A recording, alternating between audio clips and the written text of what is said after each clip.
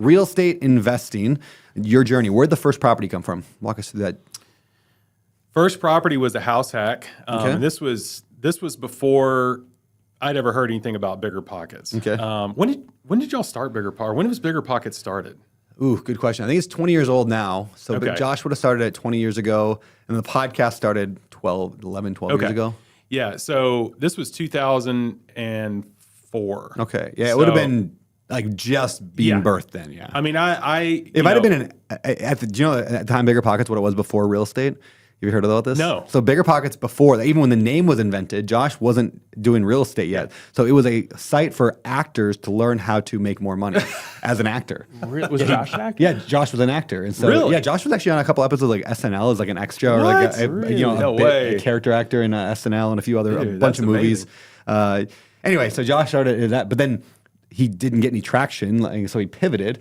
And was like, well, why don't I teach real estate investing through this name, Bigger Pockets? So Bigger Pockets started as an actor thing. That's very cool. Anyway, sorry, okay, keep going. No. So house hack. Yeah. So did a house hack. What was that, like single family house or duplex? Single family house in Fort Worth, Texas. Okay. It was a 3-bedroom. I actually converted the garage on it and rented it out to my friends. So, I found myself at one point, I had 3 roommates. I was cash flow positive, on my mortgage. So I was living for free. And then I'd fixed the house up. And then I bought the house down the street and did a flip and made money on that as well. And at the same time, I was learning appraisal. I'd got my real estate license.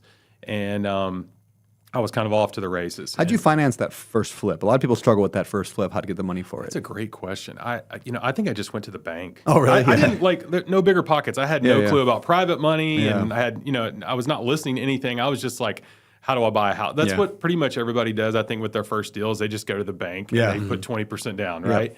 But I'll never forget the lady across the street. That this house was in bad shape. It was a foreclosure. The lady across the street told me right after I'd closed on it, she was like, "You just bought that?" She was like, "You're going to lose so much money." Probably was this older lady, and I was like, I had when I sold it, I think I made like $25,000 on this flip or something. I was like, the thought crossed my mind, man, I should go get this money in like cash in a wheelbarrow and just wheel it right up to her front door and knock and be like, it worked out. That's such a good lesson in remembering that not to listen to people who shouldn't be listened to about this topic, right? Like, totally. What do they know? Yeah. I mean, then people have told me the same thing. You're going to lose money on that. Don't do real estate. It's a bad idea. I think it's honestly kind of like, it's the test for should I do it? Yeah. If you come up with an idea and you tell somebody, and then somebody that's kind of a naysayer, negative type tells you, no, you really shouldn't do that. You're like, okay, now we're really going to do this. Yeah.